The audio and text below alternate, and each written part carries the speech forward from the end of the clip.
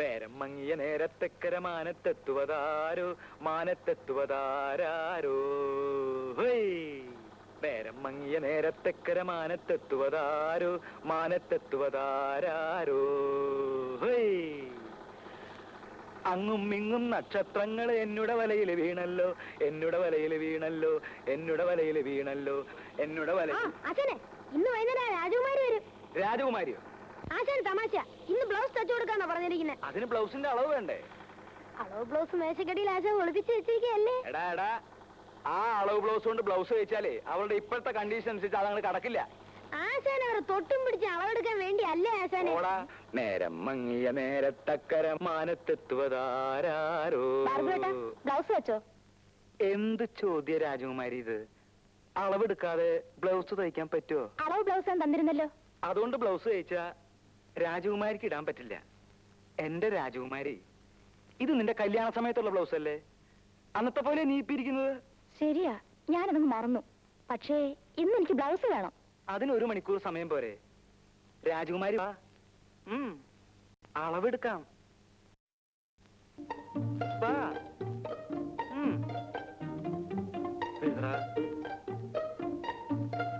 ഒന്നും കൂടെ തിരിഞ്ഞു. ഇനിയേ ആ കൈ ഒന്ന് പൊക്ക്.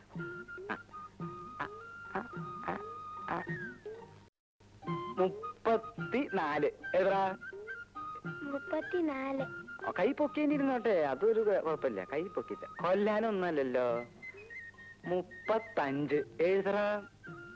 35. തിരിഞ്ഞ ഞാൻ ഇവിടെ ഉണ്ട്. ഞാൻ ഒരു സ്ഥലത്തേക്ക് മുകളിൽ നിന്റെ അളവൊക്കെ എടുത്ത് നിന്നെ ഞാൻ ഇന്ന് ഹസ്ബൻഡ് ഇപ്പൊ ഇവിടെ ഉണ്ട്. അപ്പൊ 2 കൊല്ലം കഴിഞ്ഞിട്ടല്ലേ വരുള്ളൂ പറഞ്ഞത്? അവിടുന്ന് പിരിച്ചു വിട്ടു.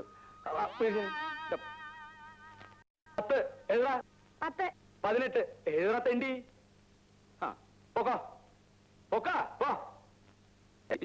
എന്തൊക്കെ ആശാനെ? ശാന്തേ, ശാന്തേ, ശാന്തമ്മേ. എന്താ? ഞാനൊന്ന് പുറത്തിറങ്ങിട്ട് വരാം. കള്ള് ഷാപ്പിലേക്കല്ലേ? രാവിലെ മുതലിരുന്ന് തയ്ക്കുന്നതേ. അപ്പോ വൈകുന്നേരം കുളിയൊക്കെ കഴിഞ്ഞ് ഒരു കള്ള് കുടിക്കുന്നതിൽ ഒരു തെറ്റുമില്ല. കുടിച്ചിരിക്കണം, അതാ അതിന്റെ ശരി. 4-5 വർഷം കഴിഞ്ഞില്ലേ നീ എന്റെ ഭാര്യയായിട്ട്? എന്നിട്ട് നിനക്കിതിനെ പറ്റി ഒരു വിവരമില്ലല്ലോ. മതി മതി, ഈ വിവരം ഒക്കെ മതി. ചെന്നാട്ടെ. അങ്ങനെ പറ. അമ്മൂട്ടിയെ വരട്ടെ.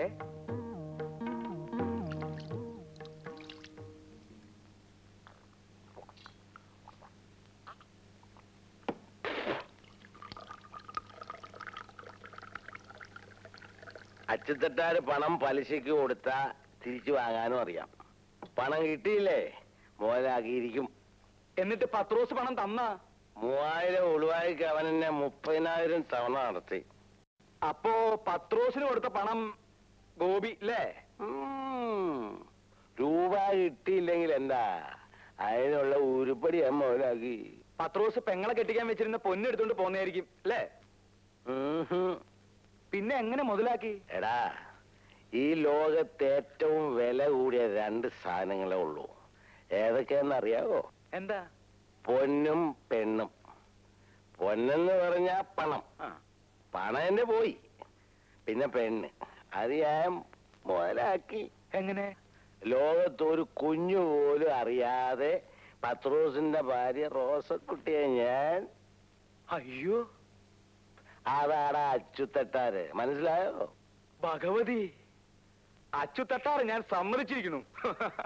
അപ്പോഴേ ഭാർഗവ, തയ്യക്കട തുടങ്ങാൻ ജാമ്യമില്ലാതെയാ ഞാൻ നിനക്ക് 5000 രൂപ തന്നിട്ടുള്ളത്. പലിശ തന്നെ ഇത് 3ാമത്തെ മുടക്കമാ. ഇത് ഇങ്ങനെ പോയാൽ. അയ്യോ, ഞാൻ ആവുന്നത് വേഗം തിരിച്ചു തരാം അച്ചുതട്ടാരെ. ആ ഓർമ്മ വേണം. ഞാൻ വരട്ടെ.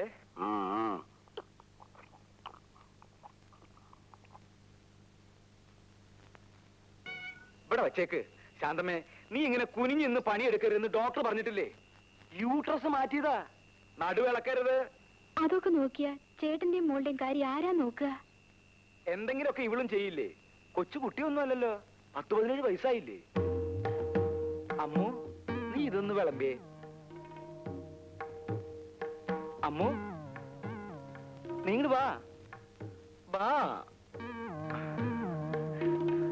ഇതൊക്കെ ഒന്ന് വിളമ്പിയേ.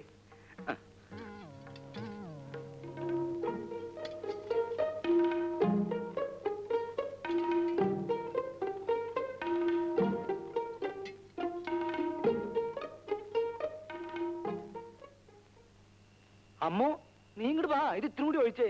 വാ വാ. നിന്നോടല്ലേ ഞാൻ വേണ്ടാന്ന് പറഞ്ഞത്? എനിക്കിപ്പോ ഒരു അസുഖവും ഇല്ല ഏട്ടാ. എന്നൊക്കെ ഇപ്പൊ പറയും. നടു അനങ്ങിയാലുണ്ടല്ലോ വേദന കൂടും. പറഞ്ഞില്ലെന്ന് വേണ്ട, ഒന്ന് പറഞ്ഞു കൊടുക്ക എന്റെ അമ്മൂട്ടിയെ.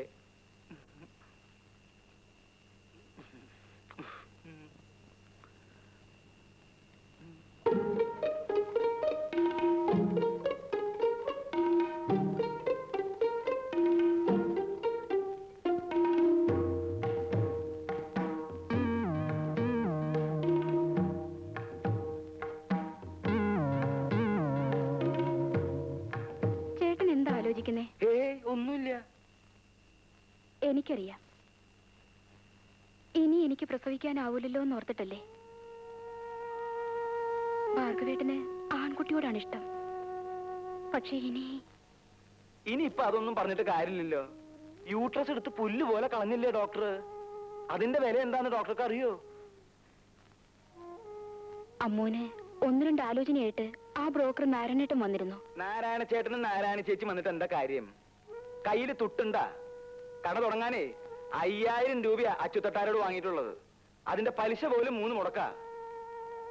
അയാള് പണം കിട്ടാത്തടന്ന് പണം മുതലാക്കണ കാര്യം കേട്ടിട്ടേ എനിക്ക് പേടിയാവണു ഈശ്വര. അവളുടെ കാര്യം നോക്കാൻ നമ്മളല്ലാതെ പിന്നെ ആരാ ഉള്ളത്? അവൾക്ക് ഞാനില്ലേ? അവളുടെ കാര്യം ഞാൻ ആലോചിക്കാകില്ല. വരട്ടെ. അയ്യോ, അവളുടെ ആശയല്ലോ. ആശ വരട്ടെ. നിന്റെ ആശാ മരുന്നായി നിൽക്കാൻ എനിക്ക് നേരമില്ല. ഞാൻ വേറെ കടയിൽ കൊടുത്തോളാം. എന്റെ പൊന്നു ചേച്ചിയല്ലേ, പിണങ്ങി പോവല്ലേ? ചേച്ചി ഇവിടുത്തെ സ്ഥിരം കസ്റ്റമർ അല്ലേ? നിനക്ക് അളവെടുക്കാൻ അറിയോ? അറിയാമോന്നോ? ചേച്ചിക്ക് ഇഷ്ടമാണെങ്കിൽ ഞാൻ എടുക്കാം.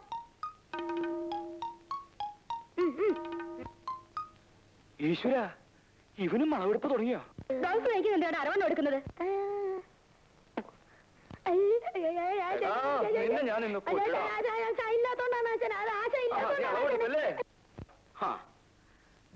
ഞാൻ വരുന്നത് വരെ ക്ഷമിക്കാൻ രുക്മിണിക്ക് ഇത്ര ക്ഷമയില്ലാതെ പോയല്ലോ.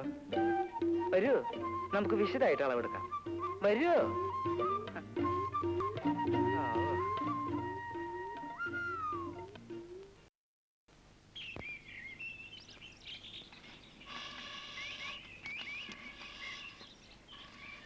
ஐயா கும்பிடுற சாமி.